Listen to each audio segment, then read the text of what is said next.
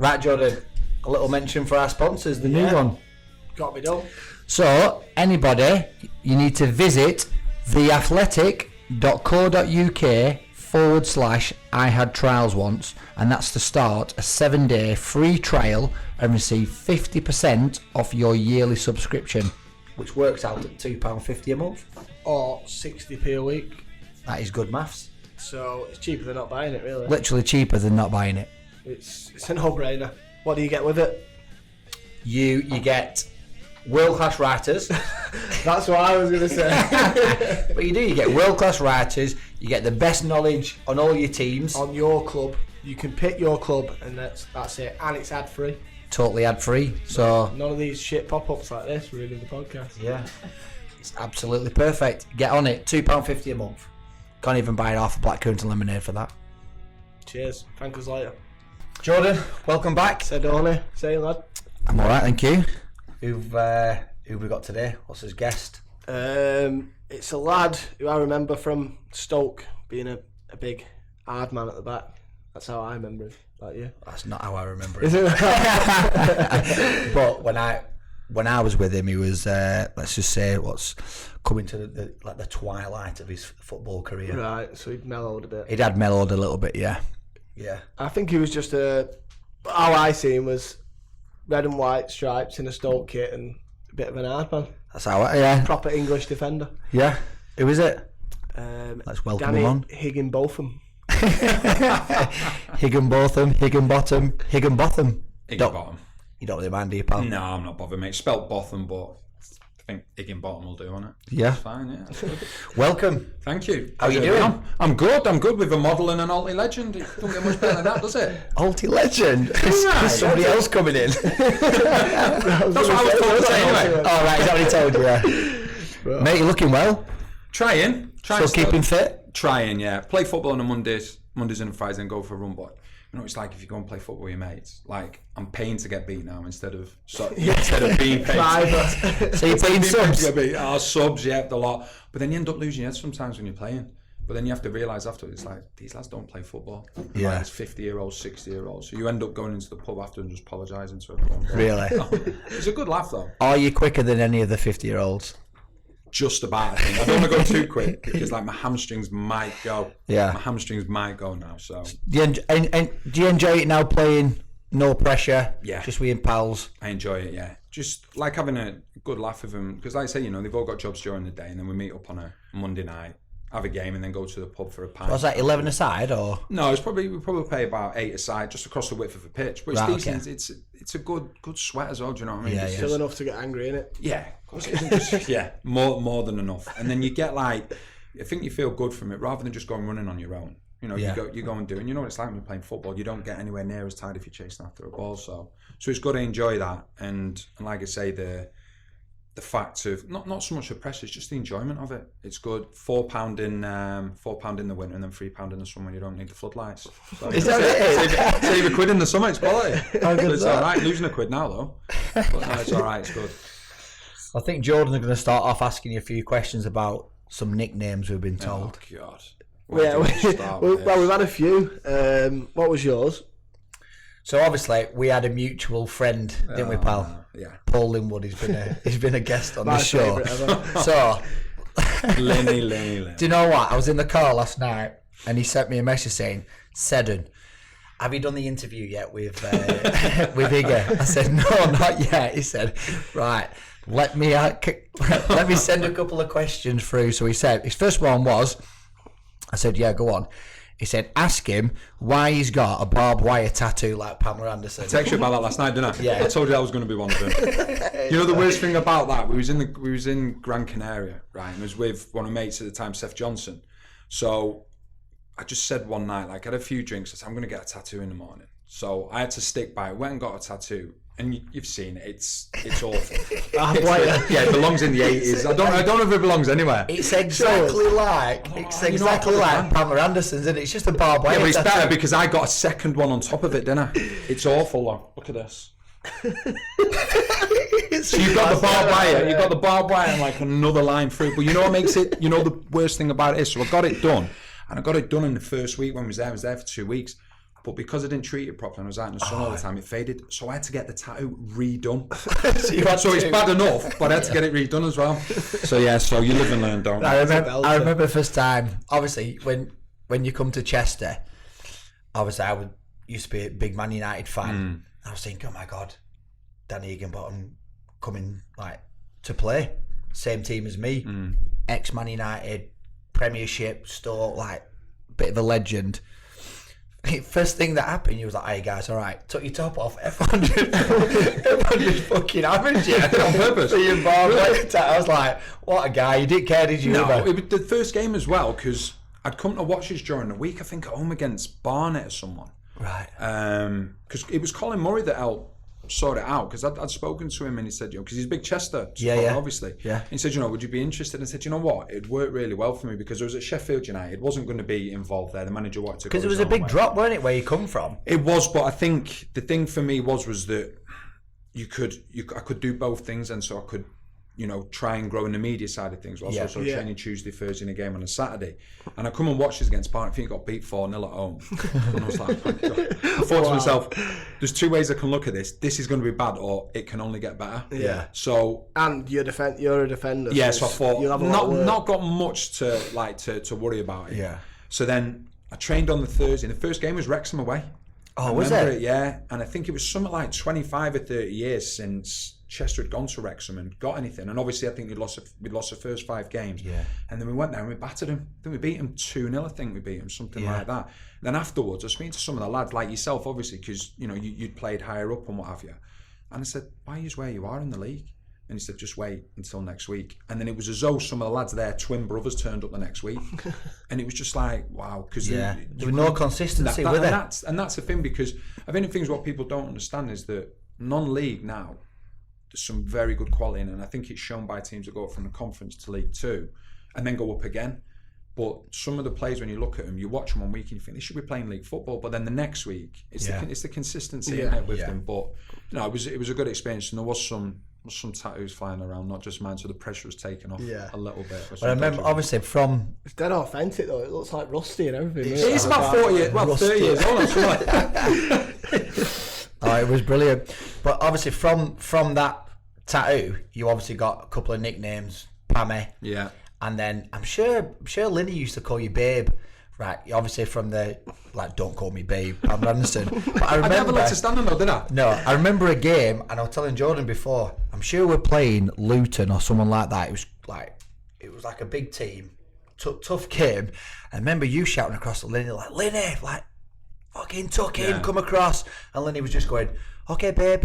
I remember the Luton players looking at me going, what is going on here? I remember that game. I remember it really well, because I think we ended up drawing 3-0 of them, something daft. 2-2, I think it was, because Andre Gray played, didn't he? Did he play, did he? He played, yeah, because he scored, and I scored. Yeah. Well, it might have been 1-0. I know we drew anyway. Yeah. Steve McNulty. Yeah, McNulty, he played. Yeah. I had a laugh with him because I was marking on set pieces. Yeah. I had a bit of a laugh with him, but they were a decent team, because they walked that year, didn't they? Won the league that year, yeah, and then obviously Andre Gray went to Burnley. I didn't know he was there then. Yeah, he scored. Yeah, he ran off your shoulder. That's not very hard, is it? You can't catch him with a barbed wire. Huh? You can't move McNulty. Do you know what? He's a monster. I've seen him in. He is very good. I was covering the playoffs last year with Tranmere, and I think he'd come on with a little bit of time to go, but his positioning, you'd never see him get done by pace. He was just experience. He was quality. He reads the game so well. He was different class. It's just about reading the flight of the ball, isn't it, and getting yourself into position. Sometimes you don't need to be quick if you can. He was very good at doing that. Yeah, he was very good when we played him. Right, go on, you've got a couple of others. Oh, sorry, let me just wait. Sorry, a quick one. His second question. So I was reading this. So I got the first one. I was like, Pamela Anderson. I know what the next one is. So the next one was, honestly, I was trying to drive. I had tears running down my face. He said, ask him why it looks like the old cartoon character Pob and a mixture of Pob and Louis Spence. Louis Spence is unbelievable. You used to get photos up for me, and it was incredible. He sent me this GIF. Have a look at that. It's unbelievable. It's unbelievable. Looking at you now, he's a good-looking lad. I'll take that. But you told me that someone said that me and you looked alike. You must be delighted with that one. You messaged me. You messaged me saying, somebody had stopped you in a pub saying, No, it was the other way around. "Are you Gareth Seddon?" You went, yeah. I was buzzing. I was well happy. So all right, pop. Yeah. Pop, but the thing is, like, if someone takes the biggest thing, I think, is if someone takes a piss out of you, you go along with it. Yeah, Yeah. of course, yeah. Because if you get bothered by it, then Yeah. you're just playing it all the time, Yeah. don't you? But because I would get stick like for the nicknames and things, I was like, all right, it gives me lots of ammunition now because now I can go back at people and no one can say anything. Yeah. The people who used to bother me were the ones that would give it me, but then I'd give it back and they'd like get on the mood and Yeah, all see that. her arse about it. Yeah, I couldn't be bothered with I that. think that was one of the biggest things that I saw when you came into the club. Obviously playing at such a high level, and he was just one of the boys. Like, you could take the mick out of him, and there were no.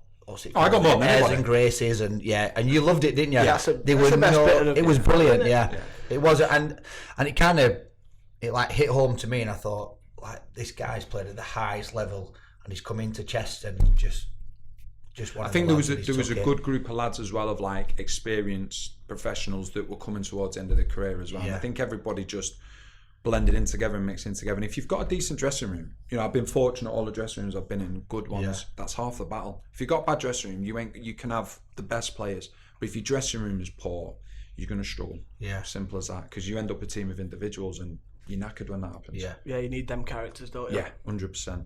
You need loads of them. Right, last one. Why do they call you Turkish? Do you know what? I can't believe that That was this one from, even got it. This that is was great. from Griff, yeah. Andy Griffin, man, the dirtiest man I've ever met in my life. Because he said that, like, he just looked at me one day and went, Turkish. He thinks I look like someone that's from Turkey. So I thought my barber had come in before. To give me a skin fade. But the worst thing about it was that before me and him were mates, when I was at Southampton, we went to Portsmouth, and obviously the big rivalry, and we always used to be him at our place. And then we went to Portsmouth, I think we were 3-0 down after about 18 minutes. We got absolutely battered. Our fans hadn't even probably got into the ground. And through about 75, 80 minutes, you're not going to win the game. You can't do anything. So you think to yourself, can I leave a bit on somebody? Yeah. And like me and Griff, we didn't know each other. And it was Griff. So I thought, I'm just going to leave a bit on him. So he's like in the right back position. I've gone forward from left back and I've just hit him. And I thought, at least I'll feel a little bit better now. He got up and started laughing. Oh, And I did was he? like, you little shit. Yeah. Tough. Oh yeah, tough lad, lad. tough character. One that you want in the dressing room with you. Ended up being captain at Stoke, and me and him ended up really good mates. Still went out for a coffee last week, and he's a good lad, but But he's horrible, though, isn't he? horrible. Like, you go away on, if someone new coming to the club, don't mess with his stuff. He'll shit in your wash bag. He doesn't care. So They're the worst ones. oh, horrible. He's not a care in the world for it. He's not bothered. Whatever you do to him, he's going to magnify it and he's going to come back at you 2-3 Just times. got no worse. boundaries. No, Shit none in at your all with wash that. bag. But like, we had, obviously, Tony Pulis was manager at the time, and his son, and who's doing really well now in America managing. He was always going to be like a manager, but he was like, everything had to be in order and what have you. So me and Griff were rooming. So he said, come on, we'll go around, answer him, go and wind him up or something. So he knocked on the door, and then Griff goes, just need the loo, need to have a dump. So he goes in, he's sat in the toilet, and he shouts, Ant, he goes, Ant, come here. So this is Tony Pulis' son's room. Yeah. So Ant goes, what's up with you, Griff? He goes, come here, I need you to come in. So he's opened the door, and Griff's wiped his arse, got like some crap on the tissue, he just put it on his head. And Ant's like started like, but he just he doesn't care. He'll just do. And like, he went through a stage, like, he just pick his nose constantly to the point where, like, just pick it and just be red on his fingers all the time, just looking at him. He wasn't bothered. Blood. Yeah. Picked his nose Apart out. from that, So weird. apart from that, like, he's a top man. He's a genuine lad, and like I say, he's a captain. Because he was my captain for a bit at Stoke. You couldn't ask for anything more. He led by example, but not just that. If it was getting a little bit nasty on the pitch, he'd be the first one to stand up and be counted. And Still friends as well now, then? oh isn't yeah, he? yeah, still big friends. He's one of the good guys. He helped you out off the pitch as well, didn't he? Because Oh, so he says, yeah. Is that what's he saying? He said he's the reason that you're with your wife now. Well, do you know how we ended up going on the trip? Because he said to me at the time, he said, right, I'm gonna go on holiday. I've got the permission to go on holiday. So He said he didn't want to go out with her anymore, so you could have her.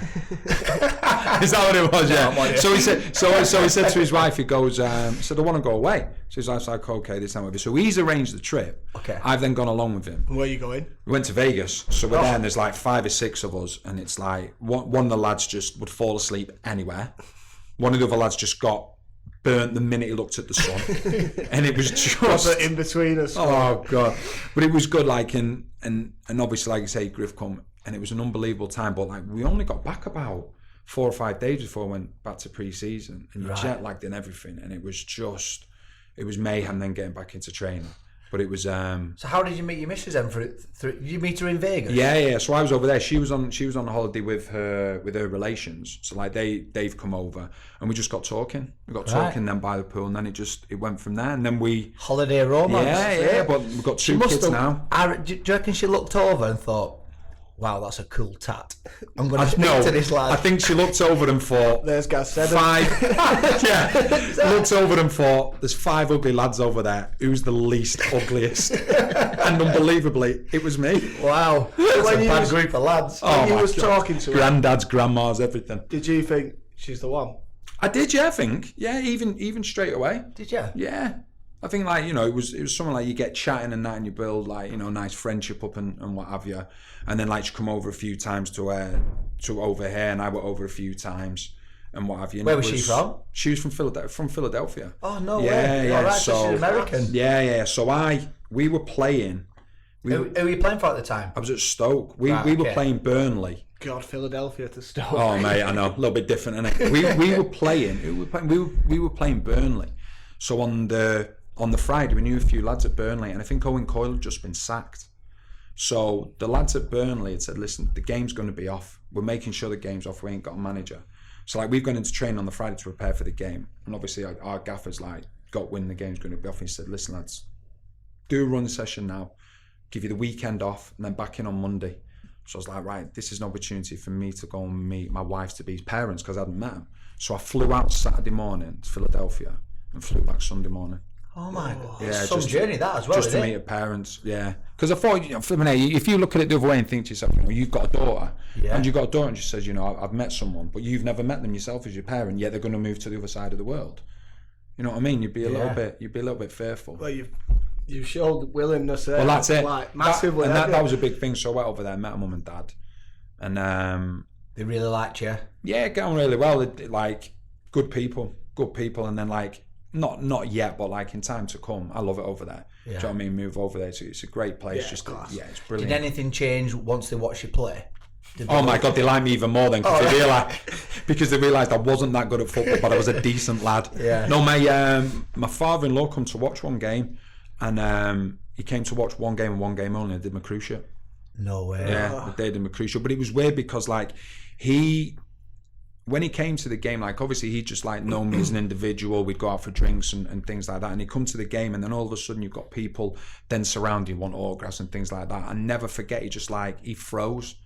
But I love that because he was like, he didn't feel comfortable like in that situation type thing, and that was good for me. But yeah, did my cruciate on the only game you come to watch me. And What, that was after that like early doors or? last minute. The last minute, I scored in the previous 2 games, and I've gone up, and we had a corner, and I've gone up with Petr Cech, and I've landed first. But as I've landed, he's just grazed the side of my leg the tiniest bit, and it knocked my knee one way then the other, and did my cruciate. Tried to carry on, went up for a header, and as I landed, like my right leg's just like that in the wind. And that was like probably the most gutting time because we had the FA Cup semi-final 2 weeks later. Against Chelsea? That was against Chelsea in the Premier League, but then we had the semi-final against Bolton, and then got to the final and played Man City. So I missed both of them.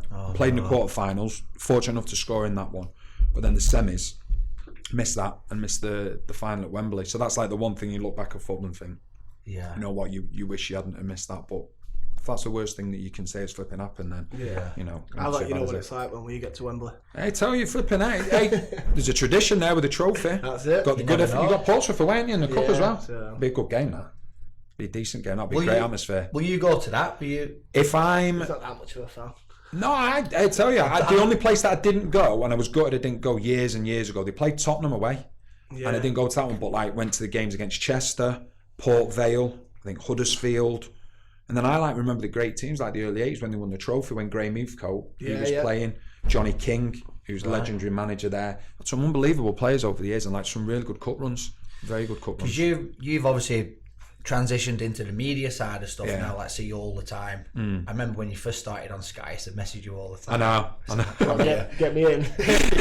And it's funny now that as time's gone by, you actually hear me more than you see me now. So I've got the face for the radio, so I'm just behind on the other side of the No, camera.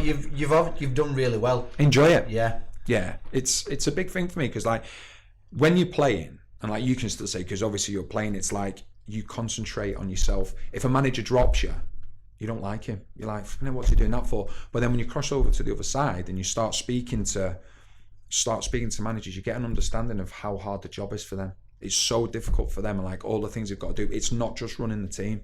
So like when you build relationships up with managers, it's great then because they'll give you like insight that you wouldn't get otherwise. So you do get a better understanding of how tough it is to be a manager. Yeah, Right. You got to disappoint someone, haven't you? Yeah. Someone's always going to hate you. Yeah, it is. And it's tough because sometimes the managers don't want to do it. But when we was at Stoke, Tony Pulis had the best way of doing it ever. So obviously the one thing that people say about Stoke, well, what is now the Bet 365, but we know it's the Brit. Yeah. It's always windy. Didn't matter whether it was August, didn't matter whether it was January or whatever. So if he wanted to drop a lad and we had a home game, it just like give him the thing and he'd come over and he'd say, put his arm around the shoulder, have a little walk. He'd say, oh, come on, walk with me. And he said, listen, thinking about not playing you tomorrow. I'm just going to see what the weather's like. If it's windy, I'm going to take you out of the team. when he come back over to the group, the lads would go, you just had the wind chat, hadn't you? And you're like, yeah. It's always windy, so you knew you were dropped. He was like trying to do it like subtly and that, but never what, though? I don't think lads mind if the manager tells you the day before in person. Yeah. It's sometimes when you think you're going to play, you turn up. Yeah, It's yeah. the last minute where you think, That- you've either organised family to come and watch, you've got yourself prepared, all that kind of stuff.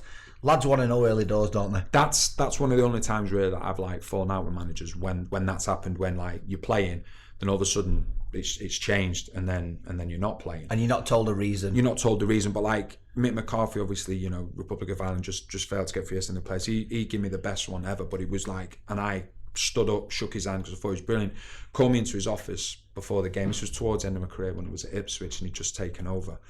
And he just said, Danny, I'm not going to play you today. He said, do you want me to tell you why? I said, Gaff, I said, you don't need to tell me why. I said, I've been poor. And he just said, Dan, you've been shit the last few games. And I stood up, shook his hand and walked out because I wanted... I knew that. I didn't need anybody to tell me, but you don't need it buttering up. You just want someone to tell you the you don't truth. need any bullshit, And I respected him so much for that. Yeah. And but I think now managers have got to understand there's so many different types of characters that you can do that to a few, but you know, a lot of others you've got to massage their egos, you've got to let them down gently. I've said it loads of times, being a manager now is about managing Of course it each is. individual, rather than it just used to be you manage a team, so everybody, you go in and you bollock everyone a team or you praise everyone as a team. Now sometimes you like to say you've got to pull certain lads to one side, have a quiet word, speak to them a different way.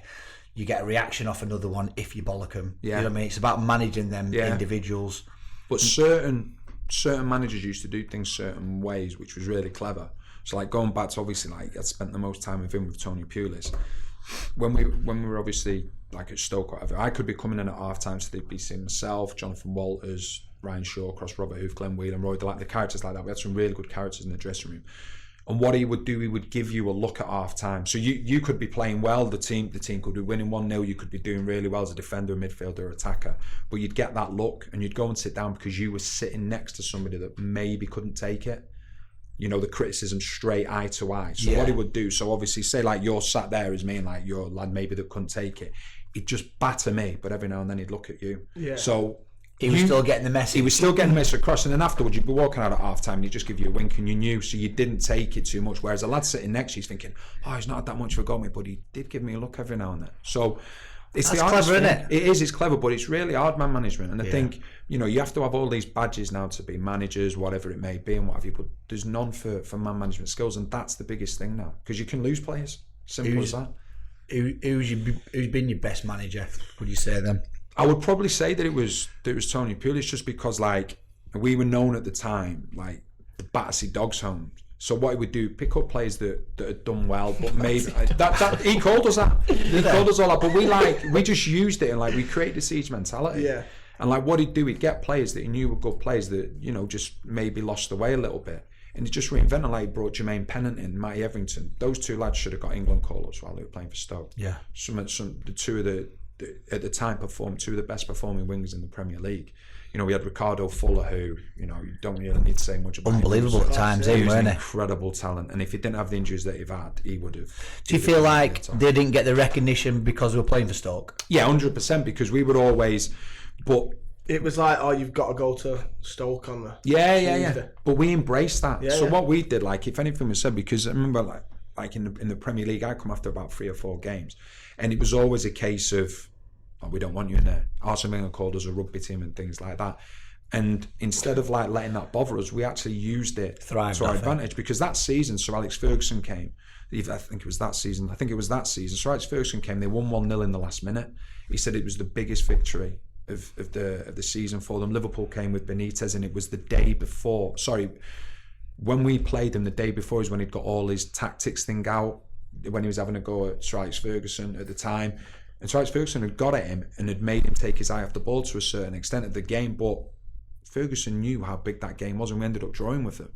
So, you know, all the top clubs and the top managers would come and they'd respect us. And the thing is, if we went to go toe-to-toe with Arsenal, United, City, they'd have battered us. Yeah. They'd have absolutely hammered us. So we had to try and play to our strengths, which was the long throw, which was playing the second balls. Delap's monster. Yeah, it was throw, unbelievable. wasn't it? But like, I remember we played Hull, and a pass back's gone to their keeper, and I think it was Ricardo, whoever it was, or Dave Kitson was closing him down. And instead of putting it out for a throw, he turned back towards his own goal and put it out for a corner. And that's when you know you got in someone's head. And I've spoken to him since. What, instead of giving away a throw? Yeah, and I went, did you do that on purpose? He went, yeah. I said, I didn't want to give a throw away. I said, we would rather deal with a corner against you than a throw in.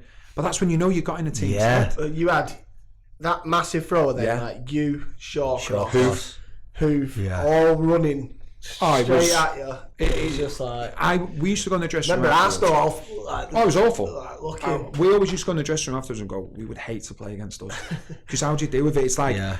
The first ball, you're thinking, right, I'm probably going to get hit here when I go for the first Especially ball. if you're a keeper, you're thinking, oh yeah, well, first one, hang it under bar. Yeah, straight away, and then you'd go and just smash the keeper into him. Yeah, but we had one in the first season against Tottenham at home, and Gomez, who was at Tottenham for years, he ended up getting substituted, and he was in tears because he had been absolutely battered. He'd been battered. Really? But one of their lads, one of the last challenges, he'd hit the keeper, and you're looking and you're thinking to yourself, not many people could put up with that. It was just a barrage, just throw after throw. And the thing with Rory's throw, it wasn't that it looped. No. That wasn't what made it so good, that it was long.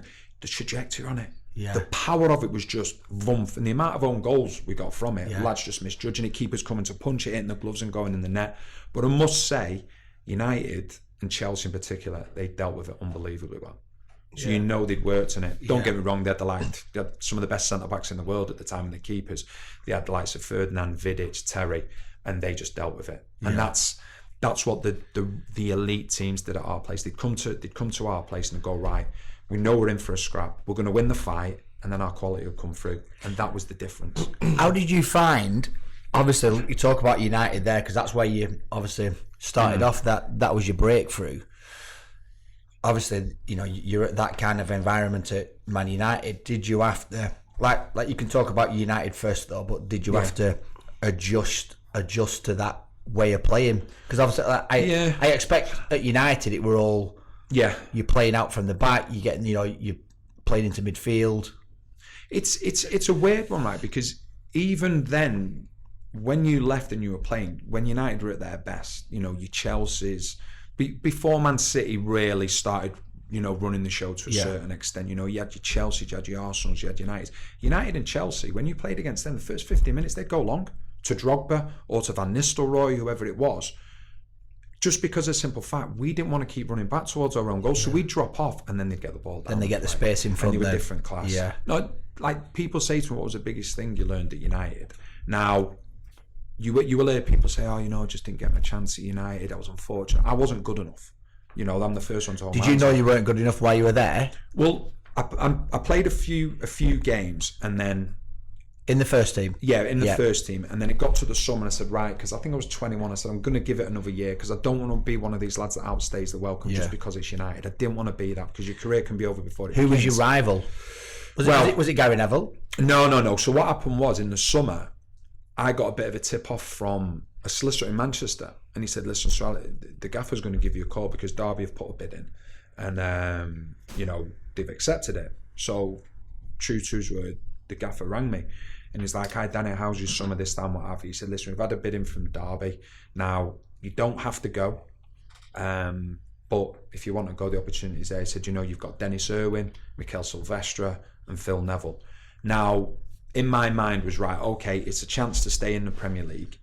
But more importantly, if Sir Alex Ferguson wanted me to stay, A, he wouldn't have told me, or B, he would have said, listen, just to let you know how well you've done, there's a Premier League club that's coming for you, but you ain't going anywhere. So the phone call sort of made my mind up. Right. I didn't walk away going like, because a lot of people said, you were there from the age of 9, it must have been difficult. I was like, it wasn't. It was a club that I'd been so fortunate to grow up, support them. All my family are Reds. I was fortunate enough to play for him a few times.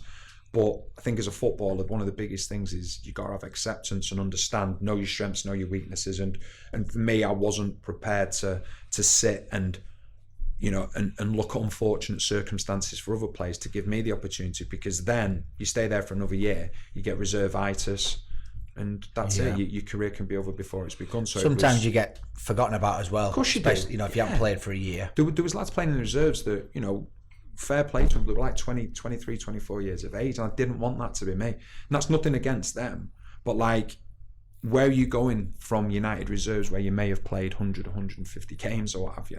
Where are you going to go from there? So I wanted to make sure that if there was a Premier League team coming in for me, that I wasn't going to miss that opportunity, even if it meant leaving the club that I supported, where I wasn't going to play.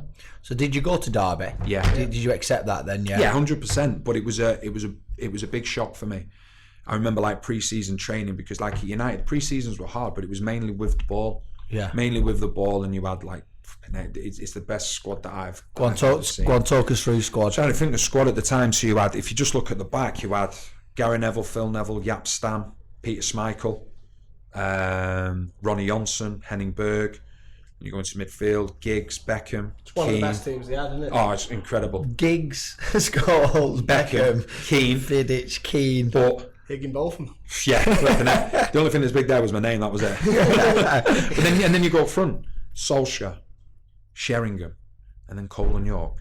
It was just like, from my perspective, it was a dream to go and train every day. Yeah, and the biggest thing is, like, people say, what did you learn? What did you learn from growing up there? It was how to conduct yourself, because that was a big thing with Sir Alex Ferguson. But not just that, training with these lads day in, day out, and knowing that you must automatically get better. Oh, you do, but it's the commitment. They trained how they played, and like I've heard some of them say in recent years, training was harder than games for them. Yeah, and it's so true, because they had a collection of world-class players. Do you not think people don't train like that anymore because they're too worried about injuries and 100%? And then you think you can just turn on at the weekend. Yeah, the special players can. Yeah, but the not so special ones can't. Yeah. It's they can just flick a switch. But for the rest, it's like you have to take into a weekend what you've done all week. But I remember like Cantona, he got banned when we were like second year apprentices, and he used to come and train with us. Yeah. He'd be first out.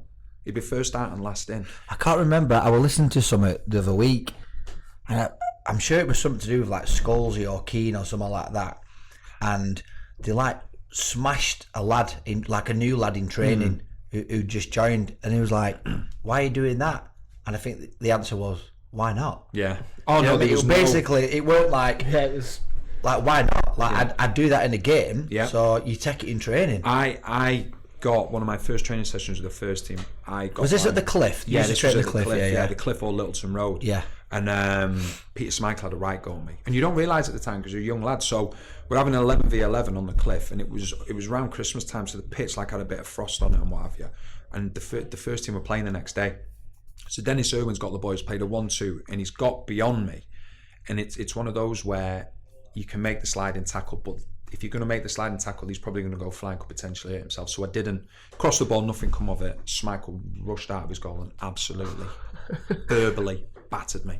Did he? And I was like, oh my god, I should have slid. Do you know what? It wasn't even that. I was like, at the time, I was thinking to myself, was you worried about hurting Dennis Irwin? Yeah, of course I was there at a game the next day. Yeah. But that was like such a valuable lesson for me that would you have done that in a game? If you do that in a game, you do it in training. If he gets hurt, there's nothing you can do about that. And then when I made my debut, it's like you always want that first touch to be all right.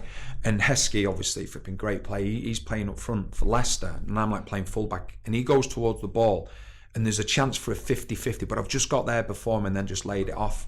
And Keane's looked at me and just gone ballistic. But you don't realise at the time until you're older. I was like, what was that all about? And he just turned around to me and said, you had the chance to let him know you were there. And like, it's not till you get a little older where you think to yourself, they're the challenges that you want in the first few minutes where you can get the ball and get everything. But as a young lad, sometimes you don't appreciate that and understand it until you get older. And then as you get older, you then start to think to yourself what these players in the game, legends that have done everything, those little bits of advice that they gave you then, it then sets you in good stead for the future of your career, 100%. Especially when you got someone like, I say, Schmeichel and Keane. Just just phenomenal the way they used to train. In regards to what? Just 110%? Everything. It would not be acceptable if you didn't. And it wouldn't just be Roy Keane or Peter Schmeichel, whoever it would be that would dig you out. It'd be all of the lads. Sometimes it's like, if you put in 100% in at training, some teams are like, who's this biz kid? Do you know what I mean? Like, sometimes it's frowned upon. Well, it used to be, it'd be frowned upon. There it was, why is he going in on him like that hard? Chill out. That is how it was. And growing up and looking at it and being so fortunate to train with those players, you realise that's why they were so good. That's why they were the elite. Did you take that on then? When you left United, did you take that through your career? He did, because he went to Antwerp and headbutted the ref. I can't believe this. Make sure we don't get that on camera, because that could be a lawsuit, like flipping it. So go on. So how old were you? 19 at United. Yeah. Go and get some games on loan. So Sent to Belgium. Jim Ryan, who was a reserve team manager at the time, he just pulled me and said, listen, we want you to go on loan. I'd made my debut the year before the last game of the season. And they said, we want you to go on loan to go and get some experience. So I was like thinking, right, okay, it's going to be somewhere local. We want you to go to Belgium.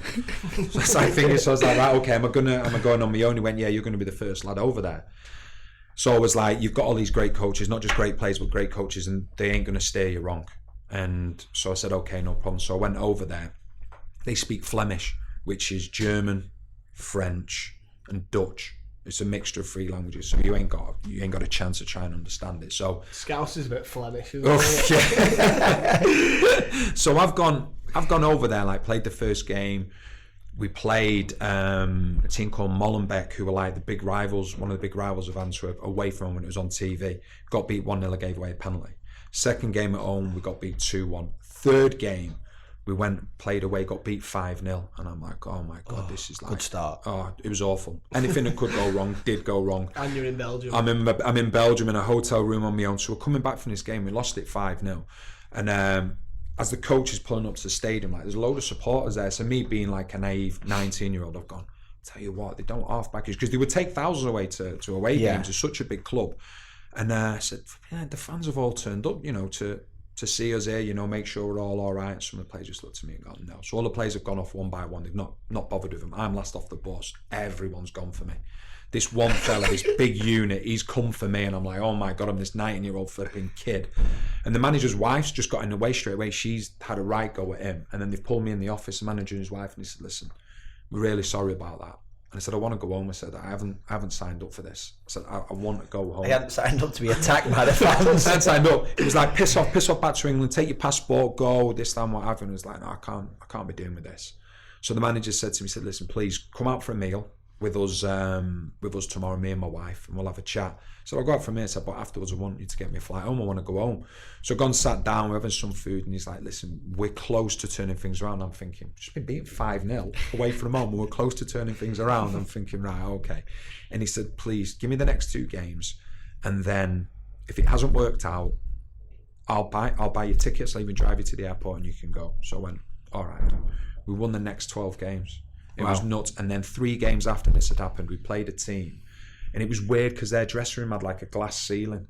And at the end of the game, all you can hear is... I'm looking around and thinking to myself, where's this noise coming from? The music's on, there's no one knocking on their doors or anything. Then you hear it again.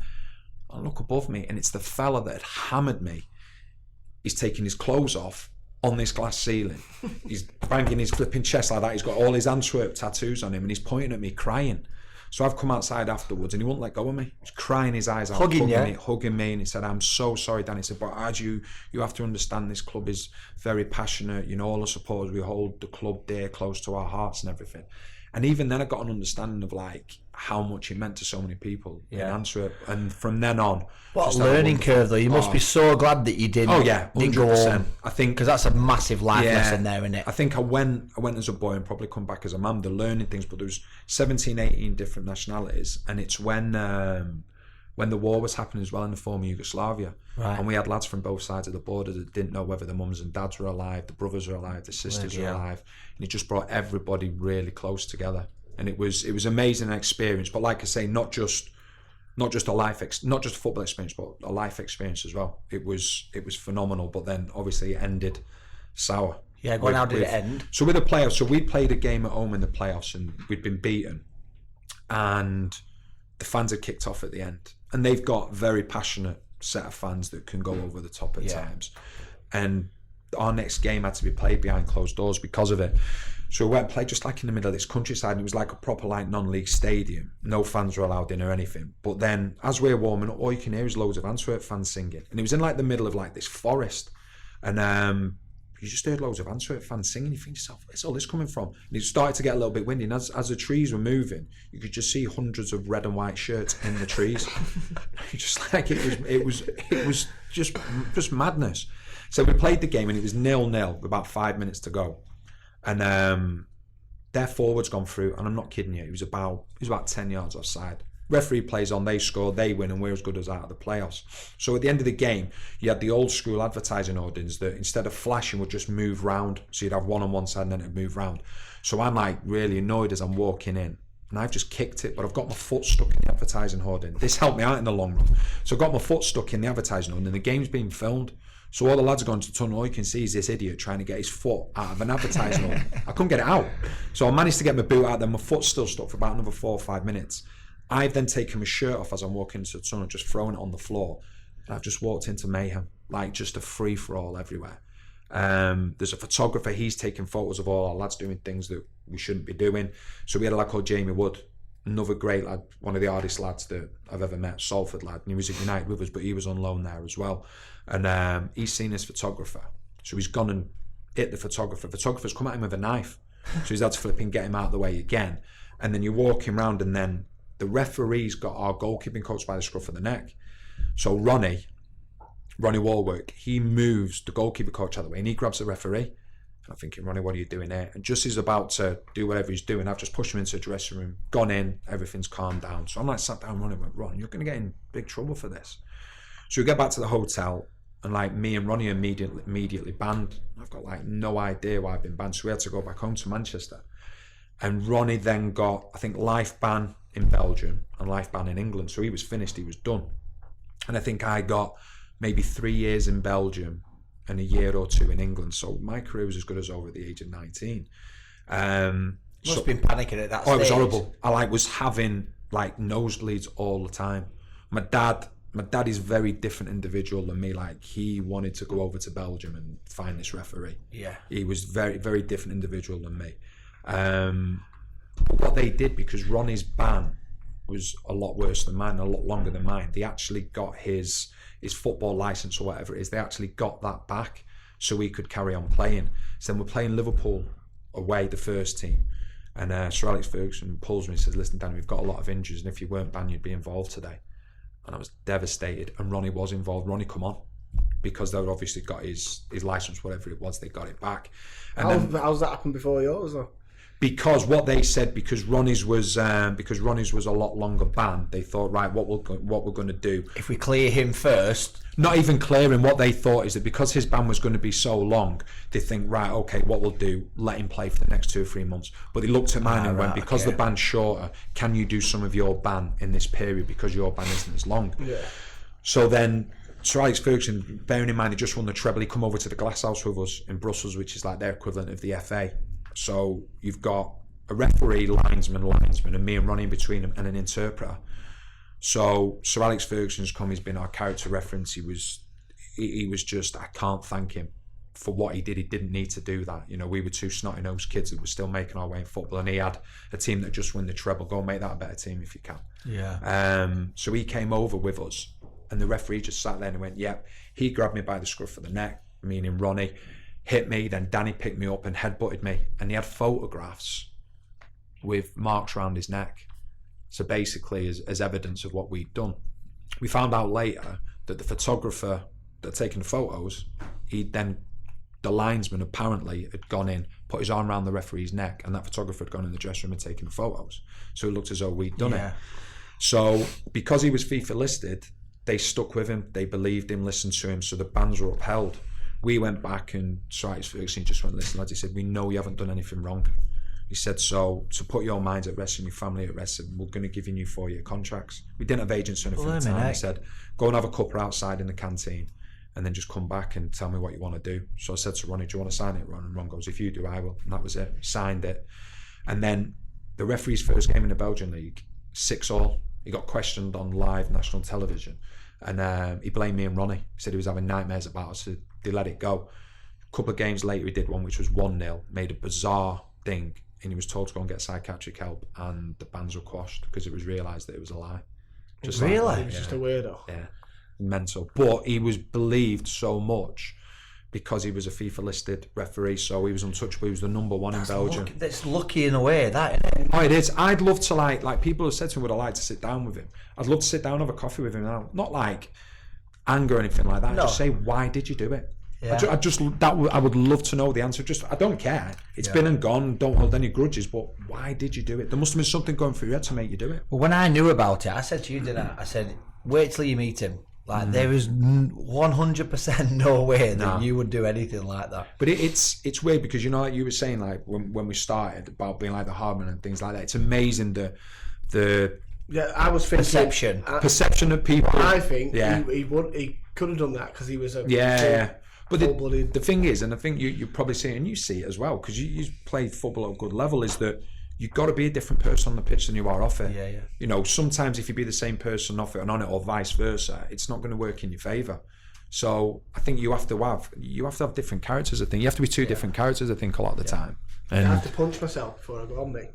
Seriously, to get yourself going. Because I'm so chilled and laid back. It's weird. Loads of people do. We had Mark Poom at Derby.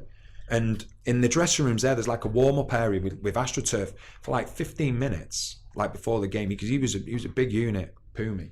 He would run from wall to wall, shoulder barging the wall, just running side to side the walls, just shoulder barging. Not that weird. And I'd like go in and I'd be like, you all right, mate? But then after I'd been there for 3 or 4 months, it was his ritual. Just to psych himself up. Yeah, just smash into the walls constantly for 10 minutes before we're out. And then we had Taribo West. What a player. He's a champ manager legend. What a player he was. But some of the things he would do, he did he wanted to speak before games, so we'd all get together and everything, and he was quite religious. Right. And he'd talk about, bringing the power and everything to us and things like that, but it was each to their own. But when he wanted to, what a player. But over times we played United at Old Trafford, second last game of the season, and he needed one win from our last 2 games to stay up. And we stayed at Mottram Hall, and Taribo was suspended. And we'd been working on because we were playing 3-5-2, and the morning of the game, sat in Mottram Hall having breakfast, and Jim Smith just stands up. And love Jim Smith, great character. He's just what you saw was what you get from me. He'd have a go at you on a Saturday, could really go over the top, but then on the Monday it was forgotten about, and he just stood up and he just went, "That's it." And Fitz was what do you mean? He went, come over there. So he got these big windows in Mottram Hall. He said, it's a sign. Physio knew a coach, stuff what you on about? He said, there's geese over there. He said, there's 10 geese. And he went, yeah. He said, they're walking in a 3, a 4 and a 3. What are you saying? We're going to go to Old Trafford and we're going to play 3-4-3. No way. So our 2 central midfielders were 2 of the best ball players I'd ever played with, Stefano Aranio, who's a legend at AC Milan, and George Kinkladze. Can't tackle to save their lives, but unbelievable footballers. And he went with those 2 as 2 central midfielders. Went to Old Trafford, and I'm thinking to myself, oh my God, what's going on here? Just changed the system at the last minute. He said, oh no, it's a sign. I've seen these geese walking. And I'm walking onto the bus, and I've got this book with me. And he looks at me and goes, Danny. I went, yeah. He went, what's that book you got? I went, no, just an autobiography. He went, you better hope it's Taribo West Bible, because you're going to fucking need it today. And I was like, oh my God. He just went, you're going to need it today. You better be praying, because it's going to be a tough game. I'm thinking, so you just changed the system. At the last minute. We went there and we won 1-0. Stayed up, yeah. And then we had 1 game left. But after the game, we walked into the dressing room. Next thing, this big bin full of beer coming. And I thought, that's nice from, obviously we've stayed up, so Alex Ferguson and Jim Smith obviously know each other, you know, so it's like a congratulations on staying up. But what I didn't realise until I'd sat down, so got like a bottle, and I've sat down and finished myself, brilliant, this one at Old Trafford. But then what made it a double whammy for United as well, because obviously they won the league, us beating Man United sent Man City down. So it was like, it was their perspective, like, congratulations, here's some beers, but you know what, City have gone down as well. So it was just a mad day. You don't reckon they threw it? Well, do you know what, at the time that's what everybody was saying, but up until, might only be a few years ago now, it was the most blocked shots recorded in a Premier League game. Was it? Yeah, in a Premier League game. By you guys? Yeah, most blocked shots. By him? By Neil. But no, you look at the players that are on that team, not a chance. They were giving. No, they were never wrong. They made changes, and you know they're well within their rights to do it. But the changes they made were still good enough to potentially beat us. So obviously the players who you've played with, you grew up with, been involved in, played against in the Premier League. Have you got one where you just think like, wow, he was the best player I've ever played against? As a defender, like more often than not, you look at it and think it's going to be like a centre forward because of the movement, the different types of players in the Premier League. But from my perspective, as a defender, you must have come up some against flipping out. The list would be endless, from like Henry, Shearer, Owen, Van Nistelrooy,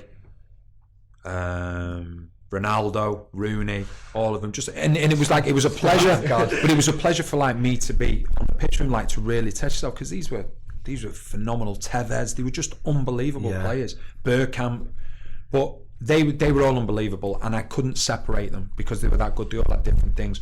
But one of the most difficult players to play against, and I didn't come directly up against him, was Paul Scholes, because when he picked the ball up, it was difficult enough for you to mark the centre forward, whoever it was that was playing for United at the time, playing through the middle. But then to know that he could pick a pass if you weren't right on the mark. When we were promoted with Stoke, we made the pitch, it was ridiculous. We made the pitch as small as possible. And what we used to do before... Didn't you bring the lines in? Brought everything Is that true? in. Brought everything in, and they somehow got away with it. Yeah, you put it, because you have... I've seen it on the regulations. It has to be so many by so many, but then you had guidelines where you could, and they wrote it into the minimum. They actually went below the minimum. Oh, did they? Because it was something to do with how the ground was set up, so the fans on the far side, if it was too wide or too big, and that was just to compact everything, weren't it? Just to come, so we could press in certain areas. Certain players couldn't have, you know, the top players couldn't have a load of touch on the ball. But what we used to do, if we were playing against Chelsea, if we were playing against United, if you were playing against Liverpool, where you've got your Gerrard, your Ballack, your Lampard, your Scholes, whoever it was in that midfield area who could just run the show, we would have a game on the main pitch the day before through the middle of the pitch. So say 18 yard to 18 yard, say 10v10. Yeah. We'd all get told to put our studs on. So Saturday would come. To wreck the pitch. So Saturday would come, and you've got these world-class players, you like to Lampard, Gerrard, Ballack, where they could usually just ping it off first time and we won't be able to get anywhere near them. They'd have to take a couple of touches, because it was like a park pitch through the middle. But in the wider areas where we just loved to leather it so the ball would stay in, it was perfect, and the grass was that long. So you used everything to your advantage. But like I say, going back to Scholes, like he would come and play like at our ground, and he was he was a genius. Did you train with him? Because you would have trained with him at start when you're on the same side. Trained with him, and then obviously played a few games with him, and he's just such a good guy. And I remember when I was at Southampton, we went there and we were really unlucky. We went to Old Trafford when they had big problems with the pitch, and got beat 3-2. And after the game, I've gone up, because what I used to do with my eldest lad, he's 18 now, I used to get shirts of like people that I really respected or people that I knew. And then when I saw the next time, I get to sign it to Jack. So I seen Scholes in, I said, listen, Scholes, I said, you know, because obviously they were really good with the younger lads when we were there. You know, the class of 92 and, you know, other younger players, they were great with us because they'd been through what we'd been through. There's no airs and graces, no nothing. So I said to Scholes, I said, can I have your shirt? So he's, yeah, no problem. So I'm walking off and he goes, oi. I went, what? He went, give me your shirt. So what are you going to do with my shirt? I was like, what are you going to do with it? God knows what he did with it. I have no idea, but just something little like that, do you know what I mean? Think to myself, what are you going to do with that? He's going to wash, do just the a little bit of class that though. It is. And probably he said it to make you feel. 100%. Yeah. But that's the type of lad he is. Like even like now, you know, like I'll text him every now and then, obviously because, you know, what they're doing with Salford. You know, I think people, and like when I spoke to Scholes about it before, I said, like, I don't think people understand how into this you are. It's not. You know anyway. Yeah. It's not something that's just like a gimmick. They actually, you know, they care a lot for it. He'd ring me up because obviously I was just finishing at the time and played a few non-league games and asked me about certain players and what have you. But yeah, when he come and played at Stoke, the pitch was so small, but he looked as though he had half an hour on the ball every time. Yeah. He was just best midfielder, in my opinion, that I've ever seen. Really? Oh, he was just, don't get me wrong, flipping Gerrard, Lampard, phenomenal players. Yeah. But Scholes, for me, he was just, the things that he could do, you just like looked at him and thought, how? But it's like young lads now will watch him, and because he didn't have a step over, he didn't have a skill. Like that's what a lot of young lads. Yeah. They think taking like 20 touches and doing 10 step overs, that's a good player, but he never had that. But everybody regards him as one of the best, if not the best midfielder ever. Just because, like I said, he just read the game, a genius. Created space, could find that pass. Unbelievable. And then you listen to like what Iniesta and Xavi have said, you know, two of the best of their generation, and they talk about Paul Scholes. He's just a genius. Just like to watch him, like to be on his team, whether it be in training or over the few games. You know, as a defender, like when you get the ball and you're like, who do I pass to here? When you got involved for United at that age, you were spoilt for choice. Everybody wanted the ball. Yeah. Everybody wanted the ball. They demanded the ball because they were just so good. And it was You'd have had gigs in front of you, wouldn't you? I think I might have played. Do you know what? I've got a feeling that when I made my full debut against Leicester, Solskjaer was actually playing left wing. Was it? I think was he? No, he wasn't. No, you're right. Yeah, Giggs played left wing. He played left wing and Cole scored an unbelievable goal. But it was just, like you look back and you just think to yourself, they were just incredible. Some team, innit? But as an apprentice, my dad used to drop me off at the bottom of the road what the cliff was on. I can't Lower Broughton Road, I think it was, and used to walk up the hill. And I always used to get myself like a bacon and sausage butty walking up. And then you'd hear the sports cars going past you, it was all the first team lads. And there's this one car coming behind me and it just slows down. I think, what's going on here? And it was Giggs. He said, you all right? I was like, yeah. He went, come on, get in. So I've got in his car, like in his beautiful sports car. I'm like about 17 years of age and I've got this flipping sausage and bacon going everywhere. There's ketchup on it and I'm thinking, don't fucking drop it. But that's how they were. They were red. There was no edge on them. As long as you didn't give it the big one, as long as you didn't try to be clever, they had all the time in the world for you. And that's the thing, they were great players but great people. I think that's obviously where we spoke about earlier when you came into Chester and met me and the others. You've obviously carried that through your career by learning from them guys, because I said you was exactly the same with us. If it was good enough for them, then it had to be good for you, didn't it? They were on another level. Yeah. So if it was good enough for them and that's the way that they had to carry themselves, then you know you would do the same thing. And it would in training, you could see it all the time. They demanded so much from each other. It was just they were just phenomenal. Like when you go away on trips and things with them, you know, when I was fortunate enough, we went to Brazil, went to Tokyo with them, just the way they went about things was just unbelievable. They were just outstanding players. And we had one in Brazil where we used to go for a walk down the, I think the hotel was right near enough on the Copacabana, and because the club was so big at the time and the players, and Beckham obviously was starting to grow all the time as well. You know, there was always people out to try and get people, but you could see the team spirit. Everybody would just look after each other. Were they characters as well, as in like, because people won't see that side of them, will they? You know, like the piss taking, pranks on each other. But there was one when we was in Brazil, we was in the hotel, and like we were the younger lads, so we kept ourselves to ourselves. You know, we didn't. The first team lads would speak to us, have all the time in the world for us, but we knew our place. Yeah. If that made sense, which in my opinion is rightly so. Yeah. But we were given, I think, 45 minutes to an hour every like lunchtime to go and sit by the pool, because it was sweltering hot, and obviously when we were over there, you had to climatise and get used to the heat and everything. And the one thing that Ferguson has said is that nobody can go hang gliding or anything like that, because there was a mountain just like in the distance where lads would go hang gliding off. Imagine Becks and them lot. So So a couple of lads, and I'm not going to say the names, a couple of the big players went, we're going to go hang gliding. I'm like, yeah, but what if the gaffer like comes out? Yeah. No, he won't. He's not come out once.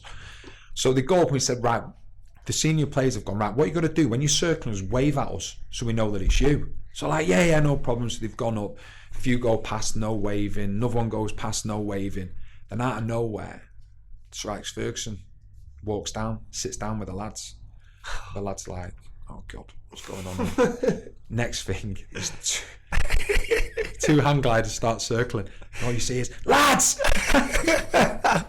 Just waving down at us, and his face goes, who's that? Who's it? And he went, oh no, it's just someone we know, someone we've met, but it's coming closer and closer and closer, and they're still waving and still shouting.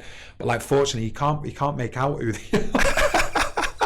So he knows it's someone. I knows it's someone, but he couldn't make it out, unfortunately. And he went, and the lads come back. But no, it was a group of lads first and foremost as well.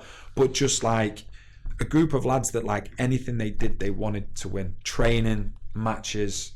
They were just incredible. You can see that now that like you'll listen to Keane when he commentates. Yeah. He will, like, somebody will give an excuse and he just, no, he won't have it, will he? No. Like, no, he shouldn't have done that. That's because obviously he didn't accept that when he was a player.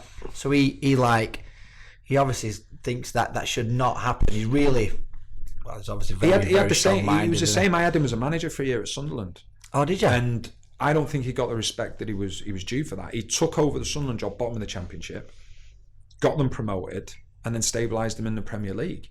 And I knew how driven he was as a player, but then you see him as a manager, he was just, and what he would do, you could have scored 2 or 3 goals the weekend before, you could have trained crap all week. On a Friday, you have a 5-a-side, you could have been crap. You won't play.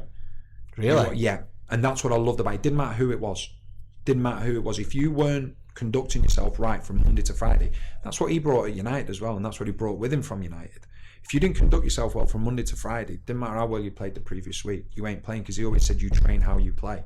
And he didn't care if there was like a few bust-ups on the training pitch or tackles were going flying in. We'd play 11v11 on a Thursday and he'd play and he was still the best player. And if someone went through him, he'd be like, didn't mind it at all. And he used to sit back, he's an intelligent fella, he used to sit back at a distance and just watch training. He would just be looking at everybody, like the mentality. So we played Man City on the Monday night, I think we got beat 1-0, and we were playing Newcastle on the Saturday, and I wasn't going to be playing. It was the first time that I was going to be dropped, and obviously it's flipping huge derby. And so I was good, played on the Thursday, and I was like, I ain't going to be playing. Then on the Friday, I just decided, you know what, I'm just going to play up front, like in this 5-a-side, whatever it was, and got a hat-trick. Saturday morning, I'm in the team, and fortunate enough, I scored in the game afterwards. Yeah, someone's asked how that felt. Mad. Yeah, because you scored again in the derby, didn't you? Yeah, it was unbelievable. It was just like we dispossessed them, then went on the counter attack, went out for a corner, and I just thought I'm going to go forward, but I kept running, didn't stop, and then Grant Ledbetter just picked the ball up and just pinged it right to the far post and got it, and then just the celebrations, everything, and then like the physio rang me afterwards and went, one of my mates has just named his kid after you. I just went, I hope it's Danny. I hope it's Danny, not the Higginbotham bit. But why do you think? See, when you were telling that story, then I thought you were going to get a rollicking from Keane for tossing training off and going up front. It wasn't so much that I was playing as an out centre forward, but I was just like, you know what, I'm really pissed off. I'm just going to get the ball. I'm just going to start shooting and what have you. But no, I gave everything that I had in the training session. So do you think he saw something in that Friday? He said it. He said it after the press conference. Did he said I saw Danny training yesterday and I thought he scored today. Did I? Yeah. So sometimes, all right, he says it as it is. When you hear him, he's brilliant to listen to, and he has every right to say it as it is, because when he's doing the pundit side of things, because he's not saying anything that he wouldn't have done, and you don't mind that. Yeah. But there's the intelligent side to him as well, where he looks at plays, he looks at individuals, and he's like, I think he just has standards, doesn't he? Unbelievable, unbelievable high standards. If you can't deal with those standards, then hard luck, because you have to. If he did. And the way I looked at it was that he was part of one of the greatest Premier League teams ever. And if they had those standards, when they probably didn't have to have those standards every week. Wherever I'm going afterwards, I've got to have those standards, because I'm not as good as those players, but they had them. And it's something that I took with me throughout my career, because I never wanted to let myself down. I always wanted to think to myself, if I got to the end of my career, people won't say it's a compliment, but the biggest compliment I could have is someone turns around to me and goes, "You overachieved." People don't see that as a compliment. I take it as a massive compliment because it means that I've done more than what I should have done. Yeah. 100%. Absolutely. Apart from when you got to the end of your career and you went to Alton. Still haunts me now. Our rivals, Mactown. Oh. It's, Macclesfield Town. Yeah. Bit of a sticky situation at the minute, right? They've not been paid for 10 months. Wow. And the chairman, who's refusing to pay him, he's also refusing to speak to him face to face. They'll only speak to him on WhatsApp. Really? So, I don't know whether it's a voice note or a message, but that's the only way you can get through to him. Wonder if there's any banter in that group. Imagine that. Well, let me just have a look at this here. If you want to learn more about the Macclesfield situation, a guy called Simon Hughes for The Athletic, Very good writer, has gone into it with a little bit more detail. So I don't know the ins and outs. I've just heard. You've just on the grapevine. Heard it on the WhatsApp group. Have you ever not been paid for 10 months? No. You look like you've not, but No. That must be hard. It must be a bad situation for the players to be in. Yeah. Well, if you want to learn more about it, visit The Athletic. Simon Hughes has done a really good piece on it. / I had trials Once. It still haunts me now because I was at Chester, but then Youngie, who was manager at the time, I was injured over Christmas and I had the chance to go down and do some stuff with Sky. You were injured as well because we were taken to Kidderminster on Boxing Day. Standard, yeah. We were taken to Kidderminster on Boxing Day. I don't play Boxing Day. No, there you go. Yeah. That's part of your deal, isn't it? Part of your contract. Play over Christmas. And we're queuing up just like to get an hot dog and chips. And I remember you just looked at me and went, "What are you doing here?" And then, "What do you mean?" He went, "Well, you could have been doing Sky today, and the manager told you that you've got to come here." He said, "I can't believe you're doing it." And then that just sort of sank in with me, and I was like, "Yeah, you know what?" So obviously going then to the Conference North, not as much travelling, and I'd signed to the end of the season, then with another year because I thought, I really want to do it. First game, I think we won 3-2, wasn't great, and then the second game I thought because I hadn't played for about a month because of injury. I thought the second game would be all right. Went to Gainsborough. I just got run ragged. I got absolutely run ragged, and there was a 50-50 after about 60 minutes. And I didn't go into it because I didn't want to get hurt. And throughout my career, if you take that side of me away, probably take about 70-80% of me away from the game. That's what it was. I did kick it, put your head in where people won't put their feet in and things like that. And I come off the pitch, and I remember ringing my wife and my family and all that. I was like, "Listen, I'm finished." And he said, "Oh no, you said this before." I went, "No," I said, "I'm done. I'm finished. I can't do it anymore." And to be fair, the manager at the time, I think it was Silly at the time, who was manager. He said, "Let's have a chat tomorrow." So he rang me on the phone and went, "How you feeling?" And I told him everything. He went, "You're finished, aren't you?" And I was like, "Yeah." And then he put the phone down. And I got emotional for about 5 or 10 minutes. Like really emotional because it was the end. It was the longest thing I'd known other than my mum, my dad and my brother. Yeah. As in terms of being in my life. But then afterwards, just got on with things and don't miss it. If anyone said, "Do you miss anything?" The only thing is, I'm sure you've both been there. End of a game, absolutely knackered in the dressing room. Can't even move your body. But you've won the game and you've played well. It's just an unbelievable feeling, just for those 2 or 3 minutes. Yeah. But that's the only thing, at times. And then the night out. Yeah, the night out. Yeah. if it's been good, and if Seds is playing, then it's even better. But yeah, they're the only things. But as in terms of football itself, I think I got out at the right time. It must be difficult for lads that finish before they're ready to finish, whether it be through injury, whether it be through they can't get a club. They're the lads that I do feel for because they're not ready to finish. But myself, it was the right time to do it, and I don't miss that side of it at all. We spoke earlier before we started about we've had a lot of guests on who really struggle when they've retired, so they've got into the gambling or drinking, and you made a really good point which I've never really thought of before, that a lot of players really enjoyed that adulation. Yeah. So they enjoyed, like I say, like the praise from the fans, the glory. So once you finish, it's gone. That's gone. Yeah, it's human nature. I think it's human nature. And it's the very highs that they missed. Yeah, like that adulation. And I said to you, did you not enjoy that? And you said no, not at all. Didn't. You purely just enjoyed the football, and you said, afterwards you'd quite happily go home, go on with the family, or go out with my mates. But even like if I went out, it would be to the local pub, something like that. I didn't like that. It is each to their own.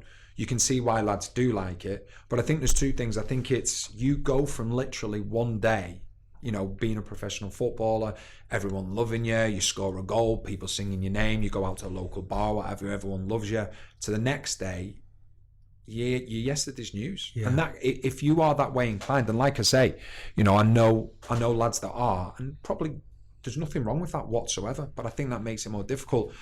And like when I speak to lads now, so some lads are like call me every now and then, they're getting like 32, 33, and they're like, you know, how did you deal with finishing? And I've always said to them, listen, keep playing. Doesn't matter what level it's at. Keep playing until you know what you're going to do next. Yeah. Because you're a long time retired, and if you finish, doesn't matter how much money you've got. If you finish and you sat at home, you're going to end up, like you say, you can go over to the gambling side of things. Where in an ideal world, you have a crossover where you go, yeah, you know what, this is what I'm going to do next. I'm retiring. Go and have a couple of weeks holiday or what have you, or a little bit of and a then I'm step starting back. This next journey. Exactly. And then, don't get me wrong, you can always look back at certain segments of your career with fondness and what have you, but don't look back too much. You know, you said that before. Yeah, you said you don't really look back. No. Like you've obviously, we've just heard. Like I could talk for about another 3 hours about players that you've played with and your career and stuff like that. But you've just said that you look back. Well, you don't really look back. No, you know, do it on these. Yeah, do it on these like every now and then, and it's nice for a certain amount of time. But I've just always one of these people that's like, you've had your career, but like someone said to me, "Oh, you must have loved your career," and I was like, I enjoyed it. It was great. I said, but as far as I'm concerned, it didn't exist. And they're like, talking about, it's a bit of an idiotic thing to say. And I was like, and I went, I probably don't mean it like that. What I mean is that my career was great, loved every single minute of it, but I've parked that now. Now I'm into the next stage of my life and the next career for me.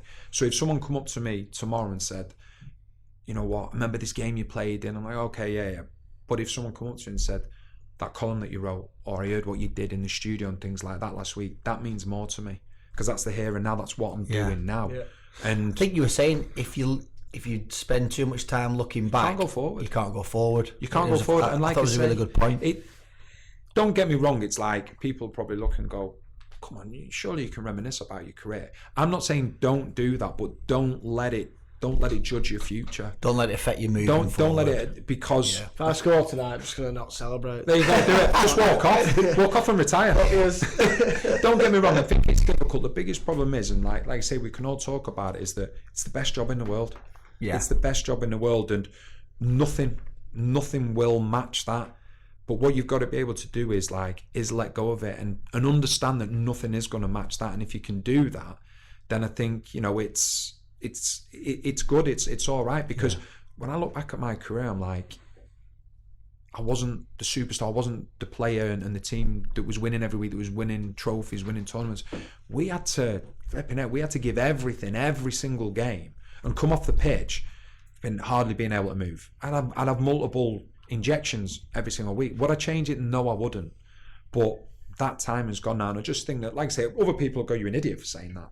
But it's my thing is that if you look back, it's how you deal with it. Yeah, it's how different people deal with it. But like from my perspective, if you look back, then I'm not saying you can't look forward, but it's a lot more difficult than to look forward. Yeah. And I understand that it's hard. There's no doubt about it, because there's been some phenomenal players that have had this adulation, that have had this love, this respect, and all of a sudden, A, it's not there, but B, they can't do what they used to do, and it is difficult for people. I get that. Well, obviously, how you're talking now, I think really helped when you've done your media stuff, because you've really gone into like the intelligent side of media. I think that's coming more into it. Like when I listen to you now, when you talk about, like, you obviously do a lot of homework, a lot of research, statistically. Like you say, you get the insights from the managers and stuff like that. And it, like I say, I know I've messaged you a few times when I've seen you on telly, like give you a bit of stick, but I think you've been brilliant. I think you've got to do it now. I think if you go back 15 years ago, before social media was massive, you could get away with certain things. Now, you get hammered, don't you? You get hammered, but not just that. There's a lot more knowledge out there. People will pick you up on stuff. Your supporters now are so much more intelligent than what they used to be. So I always think to myself, right, if I'm going to say something that may be seen as, oh, I don't quite agree with that, what I'm going to say isn't the biggest thing. You've got to be able to back it up. That's the biggest thing. Yeah. So if I say something, I never say anything to get an effect, but if I say something that I'm thinking, so people might not agree with this, I've got to back it up then. Why am I saying this? So if I say something, I always think to myself, right, okay, well, I know loads of people are going to come back and say, well, I don't agree with that. Why are you saying that? And then I say, right, the reason I'm saying this is because of this situation. I'm not afraid to be wrong. If I've got something wrong, I'll be the first one to go, you know what? I've got it wrong. And then, like when I'm doing the commentary as well, you know, the commentators, they're like, hammer me. If someone knocks the ball into Rose, they go, oh, there's another clearance from you. And but stupidly, I join in with them. I think rubbish. I just join in with them.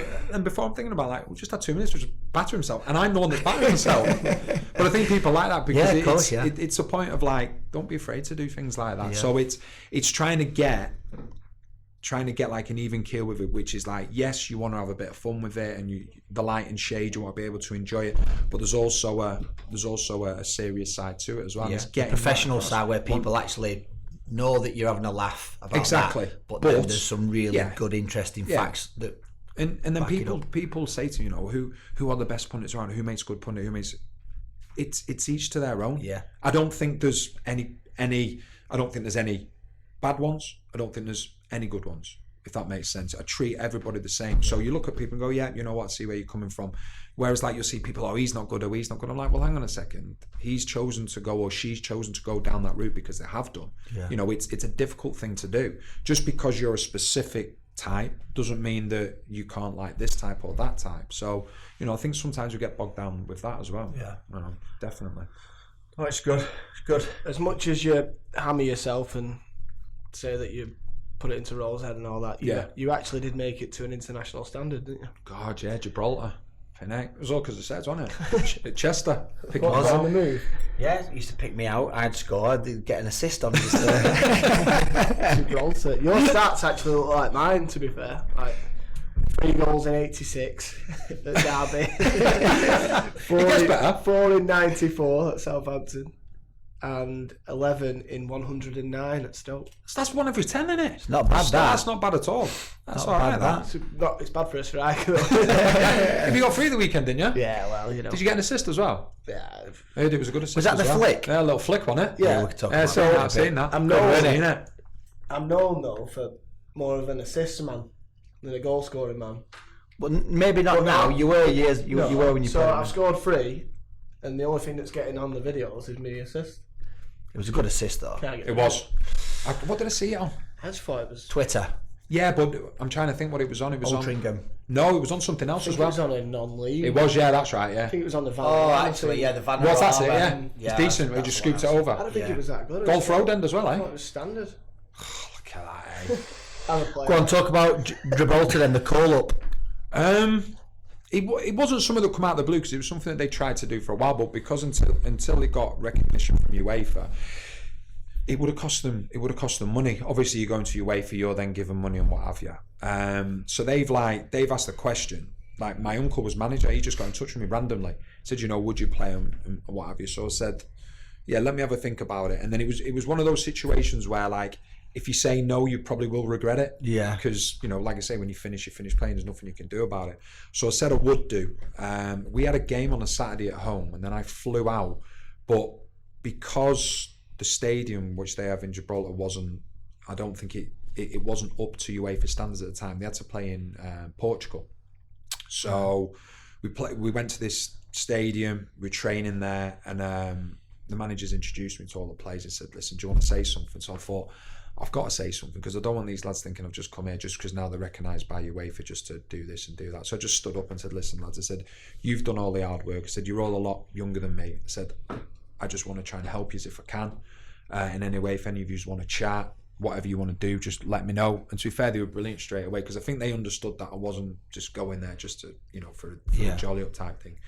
And then we were playing Slovakia. Was it for the qualifiers? No, this was a friendly, but it was their first game, right, recognised as a UEFA nation. Right. So everyone was expecting 6-7-0 and what have you. And the day before the game, we've gone on a walk in a local area in Portugal.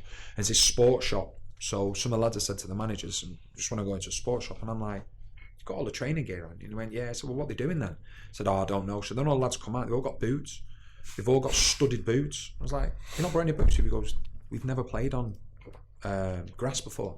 We played on AstroTurf all our life. No way. I was thinking, wow. And even that was like a little bit of an eye-opener. Yeah. So then in the dressing rooms before we were getting sorted for the game, then we go out. And after Are you thinking you're going to get tanked here? I'm thinking, can we keep the score respectable? Yeah. I think because it's going to be, a situation where you're going to be under a lot of pressure. Then after about 5 minutes, I'm thinking to myself, I've got to try and get a grip here, because I'm like playing sweeper in a back three and you've got the two wing backs. But because the players that play in that team are so used to winning every single week, they just go for it. Attack, you attack, we attack, and I was like, can't do this for 90 minutes. And after about 10 minutes, there's a little bit of a break. I've got lads thinking, lads, we can't do this. I said, listen, I know we want to go forward. I said, but you got to sit in. I said, because we're going to get battered and it will end up 9 or 10-0. And to be fair, they all listened, and unbelievably, we ended up drawing 0-0 with them.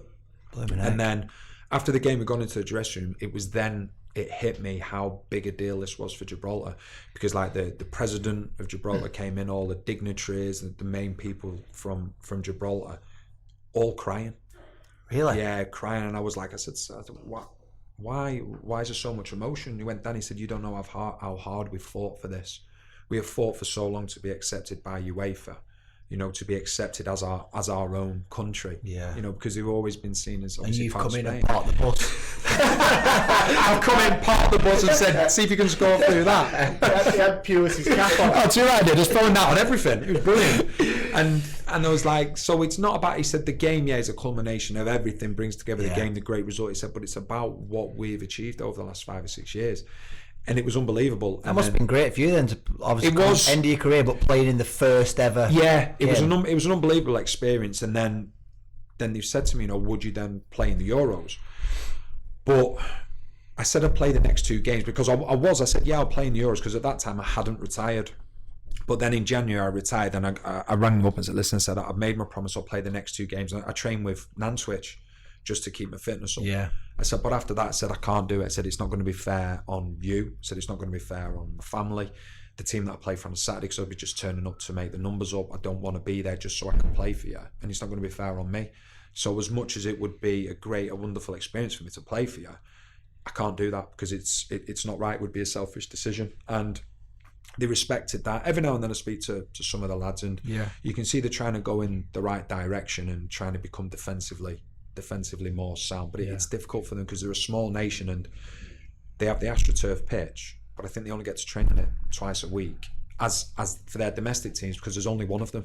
Right. So a lot of the other times they'll go running up the rock in Gibraltar or what have you, so they don't get a lot of time on the pitch. Right. They'll play games after each other, but there's some good players technically, but it's just broadening things for everything from like the defensive side, but technically some decent players.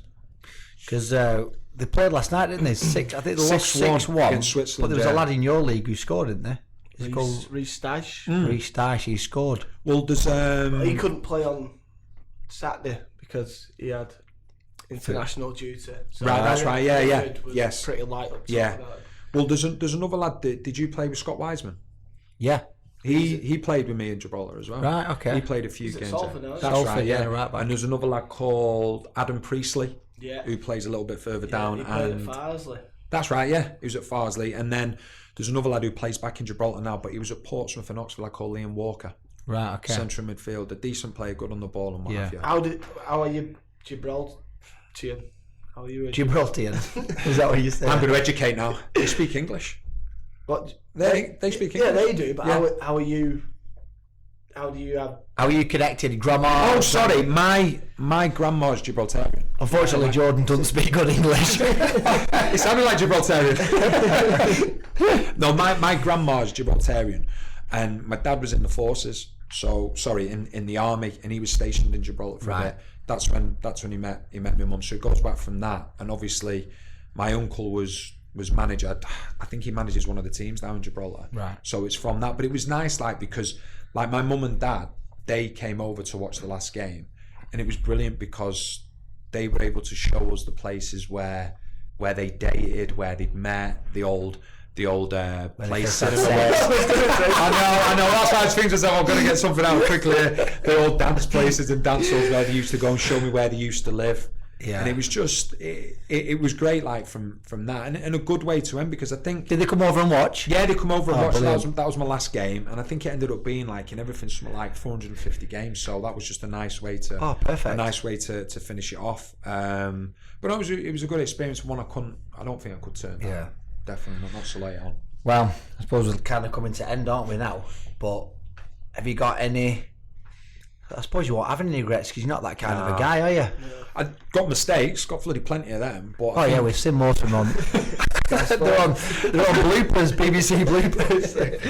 It's brilliant, isn't it? That's what I've got. Me Adidas stand finders just flipping, leathering it out. Yeah, I've got plenty of mistakes. I mean, but the thing is, mistakes are all right because you learn from them. Yeah. You know, but regrets are difficult because you can't rewind the time, and I don't think, as much as possible, don't have regrets. Have mistakes, have plenty of mistakes. I think it's how everybody grows, how everybody learns. That's what you do as long as you learn from them. But no, regrets. No, my only thing with football was obviously, you know, Stoke missing out on the semi-final of the FA Cup and the final. Yeah. But if I look back, you know, up to this point throughout my life, the biggest thing I've done is flipping got injured and missed the semi-final and final then. You've had a brilliant career. You can't really complain, can you? No. So no, it was great. You learn a lot as you get older, but I just don't think it's not a good thing to have regrets. Yeah. Like I say, mistakes, make plenty of them. You kids make plenty Just of them learn as from well. them. Learn from them, but regrets, you can't do anything about that, can you? No. Well, like I say, it was an eye opener when you came into Chester. I just had a massive respect for you before you come, but probably more after I met you, just because of the character that you were, professionalism that you shown, and just, like I say, just mixed straight in with everybody, no airs and graces. It were brilliant. And after the career and the players you'd played with, to then come and mix it with us.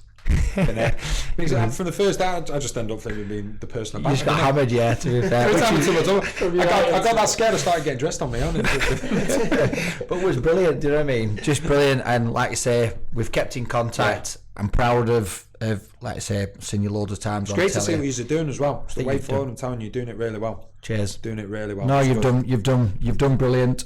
And from me and obviously Jordan and everyone else, it's been absolutely brilliant to have you in. I could listen to you for years. Yeah, been a pleasure. Been very Top man, good. thank you very Appreciate much. You're welcome. I'll give you an autograph on my house. Yes. Patrick Ball, don't get the ball as well. Yeah, I can't because one of the lads are a bit fat. Yeah. Fat. How bad's that, right? So he scores an hat-trick. Get everyone to sign it. Get everyone to sign it, and Casey's got some one, lad writes "fat." See you next Tuesday on it.